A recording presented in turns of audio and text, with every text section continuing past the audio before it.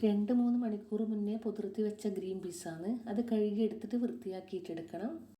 നിങ്ങൾക്ക് എത്ര വേണ്ടതെന്ന് വിചാരിച്ചാൽ അതിനനുസരിച്ചിട്ട് എടുക്കാം. അതൊരു മിക്സി ജാറിലേക്ക് ഇട്ട് കൊടുക്കണം. ആവശ്യത്തിന് ഉപ്പ്, 5-6 വെളുത്തുള്ളി അല്ലി, 1/4 ടീസ്പൂൺ ചെറിയ ജീരകം പൊടിച്ചത്, 1/2 ടീസ്പൂൺ കുരുമുളക് പൊടിച്ചത്, ഒരു ഇച്ചിരി ഗരം മസാല, പുതിനയിലയോ മല്ലിയിലയോ ഏതെങ്കിലും ഒന്ന് ഇട്ട് കൊടുക്കണം കുറച്ച്. എന്നിട്ടൊന്ന് ക്രഷാക്കി എടുക്കണം. ഓവറായിട്ട് പൊടിയരുത്.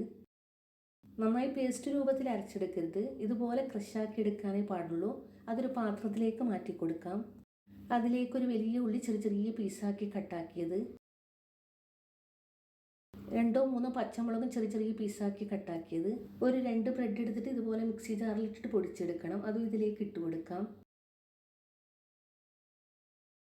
1/2 ടീസ്പൂൺ ചെറുനാരങ്ങ പിഴിഞ്ഞത്, എല്ലാം കൂടി നന്നായി കുഴച്ചെടുത്തിട്ടുണ്ട്. ഇതുപോലെ നന്നായി മിക്സാക്കിയിട്ട് കുഴച്ചെടുക്കണം. ഇതിൽ നിന്ന് ചെറിയ ബോൾസ് എടുത്തിട്ട് ഒന്ന് കൈ കൊണ്ട് ടച്ച് ചെയ്ത് കൊടുക്കണം. ഇതേ ഷേപ്പ് തന്നെ വേണമെന്നൊന്നുമില്ല. നിങ്ങൾക്ക് ഏത് ഷേപ്പാണ് വേണ്ടതെന്ന് വിചാരിച്ചാൽ അതിനനുസരിച്ചിട്ട് ചെയ്യാം. ഇതുപോലെ തന്നെ ബാക്കിയെല്ലാം ചെയ്തെടുക്കണം. ഞാനിത് മൊത്തത്തിൽ ഉണ്ടാക്കിയെടുക്കുന്നില്ല, പകുതിയേ ഉണ്ടാക്കിയെടുക്കുന്നുള്ളൂ. ബാക്കി ഫ്രിഡ്ജിലേക്ക് മാറ്റുകയാണ്. ഇൻഷാല്ലാ പിറ്റേന്ന് ഫ്രൈ ആക്കി എടുക്കാൻ വേണ്ടിയിട്ട്. എണ്ണ നന്നായി ചൂടായാൽ മീഡിയം ടു ലോ ഫ്ലെയിമിലാക്കാൻ ശ്രദ്ധിക്കണേ.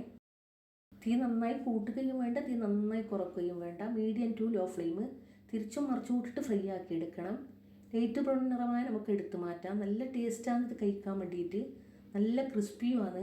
ഉണ്ടാക്കി വെച്ചിട്ട് നോമ്പ് മുറിക്കുന്നതിന് കുറച്ച് ടൈം മുന്നേ ഫ്രൈ ആക്കി എടുത്താൽ മതി. ഇതുപോലെ തന്നെ ബാക്കിയെല്ലാം ഫ്രൈ ആക്കി എടുക്കണം. ഒരു തുള്ളി എണ്ണ കുടിക്കില്ല. നിങ്ങൾ ഇതുപോലെ ട്രൈ ചെയ്തിട്ടില്ലെങ്കിൽ ഒന്ന് ട്രൈ ചെയ്യണേ. വീഡിയോ ഇഷ്ടപ്പെടുകയാണെങ്കിൽ മാത്രം ഒന്ന് സബ്സ്ക്രൈബ് ചെയ്യാൻ മറക്കല്ലേ. നമ്മൾ പട്ടാണിക്കടല എന്നാണ് ഇതിന് പറയല്. ഗ്രീൻ പീസ് എന്നായിരിക്കും നിങ്ങളും പറയല്. ഞാൻ സാധാ പോലെ പറഞ്ഞതാണ്. നിങ്ങൾക്ക് വീഡിയോ ഇഷ്ടപ്പെടുകയാണെങ്കിൽ മാത്രം ഒന്ന് സബ്സ്ക്രൈബ് ചെയ്യാൻ മറക്കല്ലേ. താങ്ക്